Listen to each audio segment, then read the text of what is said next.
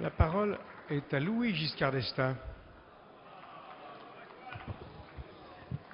Monsieur le Président, mes chers collègues, ma question s'adresse au ministre de la Défense et concerne le programme de l'avion de transport A400M. J'y associe le co-rapporteur du budget de la Défense, Jean-Michel Fourgousse, ainsi naturellement que le Président et l'ensemble des membres de la Commission de la Défense qui suivent de près cet important programme, quel que soit leur groupe politique, Monsieur Demilly. Monsieur le ministre, vous êtes exprimé le 5 novembre à Toulouse à l'issue d'une réunion de l'OCCAR, l'Agence européenne de coopération en matière d'armement, qui regroupe les 7 pays partenaires du programme A400M et qui sont, rappelons-le, l'Allemagne, la France, l'Espagne, la Grande-Bretagne, la Belgique, le Luxembourg et la Turquie. Le contrat initial prévoyait la livraison à compter de 2009 de 180 appareils pour un montant forfaitaire de 20 milliards d'euros. La réunion de l'OCCAR avait pour objet de négocier avec le groupe EADS un avenant à ce contrat initial en raison des très nombreux contretemps, des surcoûts causés par les multiples vicissitudes qu'a connues ce projet, notamment dans la mise au point de son moteur, ce qui a abouti à 4 années de retard. Nous nous réjouissons du succès de cette négociation qui répartit entre les différents participants les 5,2 milliards d'euros de surcoût. Comme vous, nous pensons que le 5 novembre est une grande journée pour l'industrie européenne de défense. Le programme A400M est désormais définitivement engagé, ainsi que l'a souligné Louis Gallois, le président du comité exécutif de ADS, qui a rappelé que le contrat qui vient d'être finalisé est l'aboutissement d'efforts équilibrés et que son groupe a dû provisionner au total 4 milliards d'euros depuis le début du programme. Ma question est double, Monsieur le ministre. Il est désormais envisagé que la France prenne livraison de son premier Airbus A400M au début de l'année 2013.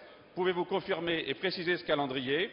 Et pouvez-vous nous dire quelles sont les mesures transitoires que vous comptez mettre en œuvre dans l'attente de ces premières livraisons afin que la France puisse continuer de remplir le contrat opérationnel de ses forces conforme au livre blanc de la défense? Je vous remercie. Monsieur le ministre de la Défense. Monsieur le député Giscard d'Estaing, en effet, comme Stéphane Demilly et les membres de la Commission de la Défense, vous avez été particulièrement attentifs au bon développement et au bon déroulement de ce programme. Permettez-moi donc d'ajouter un certain nombre d'éléments. Vous avez évoqué pour ce programme que nous attendrons en effet jusqu'en 2014, puisque l'admission au service actif de la 400M sera pour cette date-là, le premier avion étant livré en 2013. J'ai été obligé de prendre un certain nombre de mesures palliatives qui reposent sur l'achat d'avions CASAP qui sont produits par EADS, par l'achat d'affrètement et enfin par la prolongation des Transal et dont vous savez à quel point c'est important pour l'AIA de Clermont-Ferrand. Par ailleurs, pour le contrat lui-même et pour l'accord lui-même, que reste-t-il à faire? La première chose, c'est bien entendu la signature définitive du contrat par l'organisme de gestion, c'est-à-dire par l'OCCAR.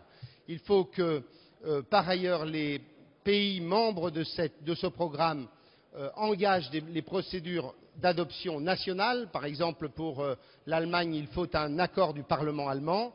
Et nous aurons enfin une dernière discussion qui concerne la maintenance. Ce programme, je le rappelle, intègre 5 milliards d'euros de surcoût, comme vous l'avez indiqué. Dans ces 5 milliards, 2 milliards sont pris par les nations, 1,5 milliard sera pris au titre des avances remboursables et donc remboursé par l'entreprise au fur et à mesure des exportations, parce que nous sommes absolument convaincus que ce programme sera un immense succès à l'exportation et nous avons des perspectives de la vente d'environ 300 avions à l'exportation. Et enfin, troisième partie du surcoût, c'est la prise en charge par EADS au titre de ces provisions de 2 milliards supplémentaires. Il s'agit donc en effet, Monsieur Giscard d'Estaing, d'un accord équilibré qui permet le sauvetage de ce programme emblématique pour l'industrie européenne de défense.